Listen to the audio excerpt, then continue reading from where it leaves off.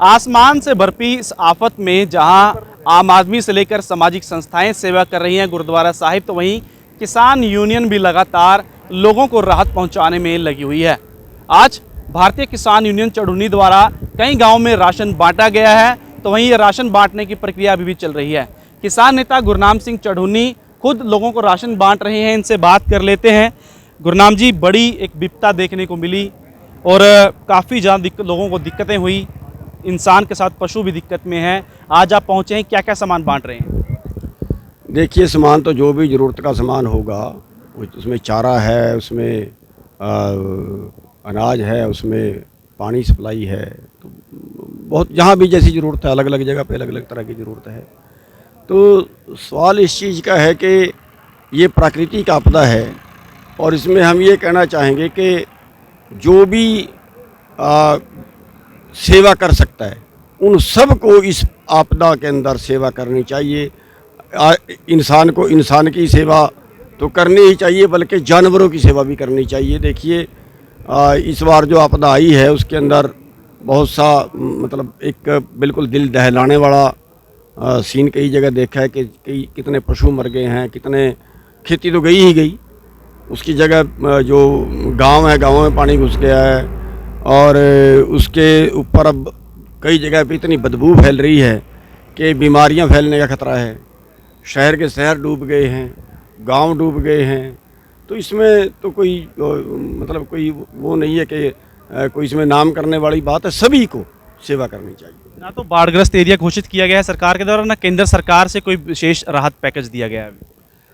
देखिए, सरकारों का जो है ना, हमारे देश की बदकिस्मती ये है कि यहाँ देश के लिए कोई राजनीति नहीं करता।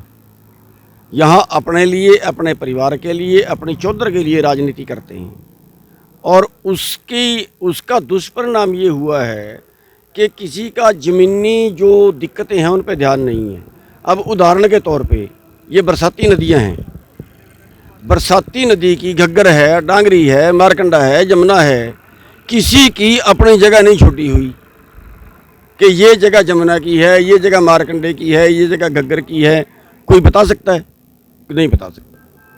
एक उसकी जगह तय करके और फिर दूसरा उसके हमारी भ्रष्टाचार की भेंट एक ये चढ़ गया कि इन सारी नदियों में से लोग पहले मिट्टी उठा के ले जाते थे, रेत उठा के ले जाते थे अपने काम के लिए, लेकिन अब माइनिंग वालों ने बंद कर दिया।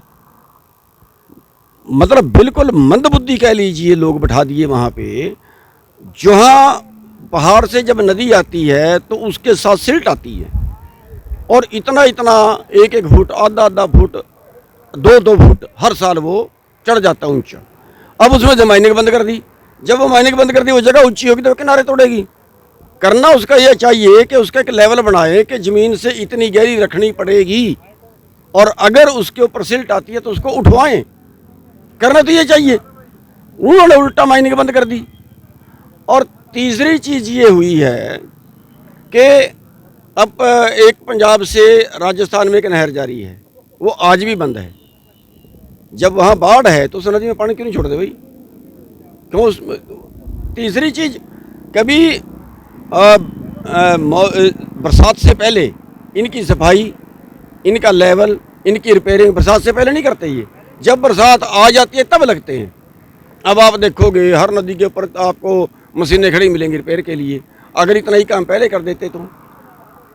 और इसके जो है, इनको एक पता है कि कितनी बारिश हो सकती है, उसके पटड़ी कैसे टूट जाती है। वही सवाल उठा कि अंग्रेजों के तो पुल और सड़कें अभी भी बरकरार हैं, ये जो बाद में बनी आज़ादी के समय वो टूट गई। इसलिए टूट गई कि आप अंग्रेजों के ज़माने का कोई रेलवे लाइन, कोई आप सड़क देखिए, उसमें जो पुल हैं वो बहुत चौड़े और बहुत सही जगह पे छोड़े हुए हैं। कहीं देखिए आप, अब उस पुल के नीचे से निकासी होनी थी, उस पुल के नीचे से कहीं पे तो आगे बिल्डिंग डाल ली, कहीं पे आगे होटल बना लिया, कहीं पे आगे कॉलेज बना दिया, वो पुल ही बंद कर दिए। अब हमारे गांव की घटना है, एक पुल है, उसके नीचे वो रेलवे के नीचे से ही पानी होके जाता है। मतलब यहाँ का जो पानी है वो जो है पश्चिम दिशा में और दक्षिण दिशा की जो कोण है वहाँ से जाता है। तो अब उसके आगे PWD ने रोड बना दिया और वो रोड 4 फुट ऊंचा बना दिया, तो इसका मतलब 4 फुट तो पानी रुक गया। हमने 3 बार वहाँ पे प्रशासन को बुलाया लेकिन रोड नहीं काटा। अब वो रोड कटेगा तो वहाँ से पानी निकलेगा, पुली ही नहीं छोड़ी। हाँ जी, खेती के लिए क्या मांग करेंगे सरकार से? इनकी जो प्लानिंग है ना, जितनी भी बाद में रोड बने, जितने रोड बनाए मार्केट बोर्ड ने, उनमें कोई पुली नहीं, सिंगल पुली भी नहीं कहीं। जितने उसके बाद गांवों में जो लोकल सड़कें बनाई PWD ने, कहीं कोई पुली नहीं है। तो ये उसके अंदर हमारी बदकिस्मती है ज़्यादा नुकसान होने की।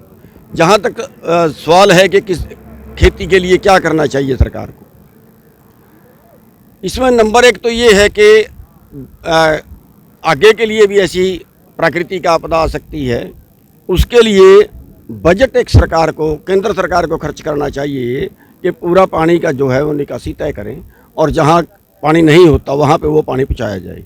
जहाँ पे ज़्यादा पानी है वहाँ पे बड़ी झीलें बनाए या उसको उसकी निकासी तय करें कि पानी तो नुकसान हो ही ना किसी तरह से। और एक हमारी बदकिस्मती ये भी है कि जो ज़मीन का पानी है वो 200 फुट पे चला गया और ऊपर का पानी फसलें तबाह कर रहा है, तो उसका कोई इंतजाम इनके पास रोकने का अभी तक नहीं, क्योंकि बजट इसके ऊपर खर्च नहीं किया। अगली बात मैं कहना चाहूँगा कि जितना नुकसान हुआ है उसकी भरपाई सरकार को करनी चाहिए, चाहे वो मकान का नुकसान है, चाहे वो पशु का नुकसान है, चाहे वो फसल का नुकसान है। अब फसल जो है बिल्कुल आप या इधर वाला एरिया जाके देखोगे 100% ख़त्म है, 100%। अब जिस किसान के पास 10 एकड़ ज़मीन है और 10 एकड़ में उसने धान लगा दी, उसने उसके ऊपर खर्चा कर दिया, 50% खर्चा तो लगाने पे ही हो जाता है ना, तो 50% खर्चा उसका हो गया और अब बाढ़ ने उसको ख़त्म कर दिया। वो किसान बचेगा कैसे? मर जाएगा कर्जे में दब के। तो उसको जो है सरकार को कम से कम 40,000 रुपये मुआवजा किसान को देना चाहिए। आपकी यूनियन किस तरीके से मदद कर रही है? मैं कहीं वीडियो देख रहा था, पौध तैयार कर रहे हैं आपकी यूनियन वाले। देखिए, ये तो एक भाईचारे की हेल्प है। वैसे तो हम क्या कर सकते हैं, कुछ ज़्यादा करने काबिल नहीं है, क्योंकि हमारे पास कोई बजट तो होता नहीं है। हमारी तो रिक्वेस्ट, एक अपील है कि भी एक दूसरे की मदद करें। हमारा एक परिवार है, हमारा यूनियन जो है हम उसको एक परिवार मानते हैं। अगर एक भाई पे आफत है तो दूसरा भाई उसकी हेल्प करे। अगर आज अम्बाड़ा में बाढ़ है, अगर आज कुरुक्षेत्र में बाढ़ है, तो हम सिरसे वाले भाइयों को कहते हैं, पानीपत वाले, करनाल वाले, जींद वाले भाइयों को कहते हैं कि उनके पास जो पौध बची हुई है वो यहाँ पे दें उसको, और वो दे रहे हैं, बहुत से दे रहे हैं, बहुत से बिजाई कर रहे हैं। जो बिजाई कर रहे हैं उनके लिए तो मैं अपील करूँगा कि अब बिजाई करके उसको वेस्ट ना करें। अब बिजाई का टाइम नहीं बचा है, क्योंकि ये मानिए कि 5 अगस्त के बाद अगर धान लगाओगे तो वो होगा नहीं, उसका वो निसरेगा नहीं, उसका चेड़ा बन जाएगा, ख़राब हो जाएगा, उसके और नुकसान होगा। तो अब और पौध बिजाई तो करने की ज़रूरत नहीं है, लेकिन जिन भाइयों के पास बची हुई है वो यहाँ पे ज़रूर सेवा करें। तो ये थे गुरनाम सिंह चढ़ूनी, जो कि आज नग्गल हलके में पहुँचे हैं और गांव-गांव कोशिश कर रहे हैं, सेवा पहुँचा रहे हैं, राशन से लेकर चारे तक। सरकार से भी मांग कर रहे हैं कि सरकार को तुरंत आकलन करके जो भी नुकसान हुआ है, किसानों से लेकर मज़दूरों से लेकर जिनके घर टूटे हैं, उन सभी के जो मुआवजा जो है वो नुकसान की भरपाई की जानी चाहिए।